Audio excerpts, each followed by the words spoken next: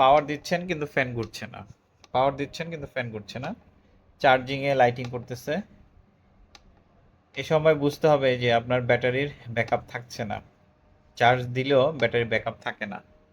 সেক্ষেত্রে আপনাকে ফ্যানের ব্যাটারিটা চেঞ্জ করতে হবে। তো আপনারা দোকানে না নিয়ে কিভাবে আপনি ঘরে বসেই এই ফ্যানের ব্যাটারিগুলো চেঞ্জ করবেন সেটাই আজকে আপনাদেরকে এই ভিডিওতে দেখাবো। চলুন, এই ফ্যানের কোথায় ব্যাটারি থাকে এবং কিভাবে খুলতে হয় এবং কিভাবে ব্যাটারিটা আপনারা লাগাবেন সেই সব কিছুই আপনাদেরকে এই ভিডিওতে দেখাবো।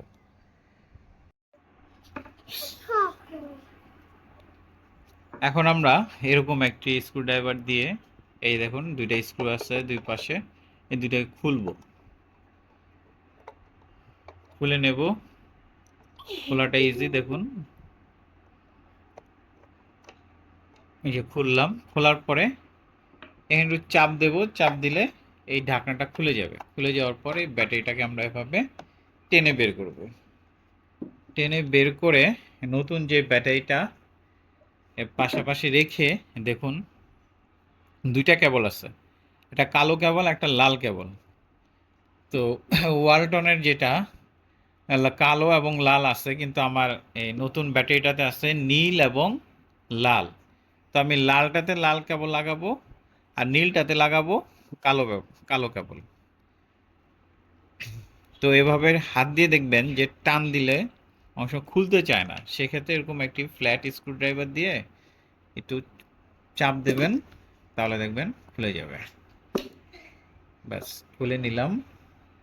এখন আমি নতুন ব্যাটারিটা বসিয়ে দেব।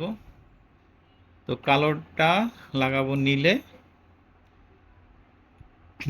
সিম্পল জাস্ট এভাবে লাগিয়ে দেবেন। লাগিয়ে দিয়ে এখন আমরা এখানে বসিয়ে দেব। এই যে দেখুন সুন্দর মতো বসেছে। ব্যাস, এখন আমরা এটাকে ঢাকনাটা এভাবে লাগিয়ে স্ক্রুড্রাইভারটা লাগিয়ে দেব। লাগিয়ে দিয়ে আমরা এটাকে 4 থেকে 5 ঘন্টা চার্জ দেব। 4 থেকে 5 ঘন্টা চার্জ দিলে এটা ফুল চার্জ হয়ে যাবে। ফুল চার্জ হয়ে গেলে তখন আপনি এটাকে ব্যবহার করতে পারবেন।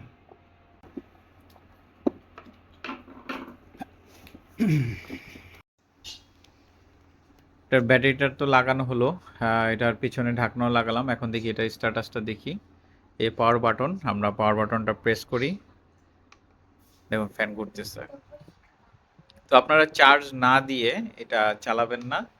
নিয়ম হচ্ছে 4 থেকে 5 ঘন্টা এটাকে ফুল চার্জ দেবেন, ফুল চার্জ দিয়ে তারপর ব্যবহার করবেন। থ্যাংক ইউ ভিডিওটা দেখার জন্য। আমার চ্যানেলটি সাবস্ক্রাইব করে দিবেন যদি আমার এই ভিডিওটি ভালো লেগে থাকে আপনাদের। Thank you.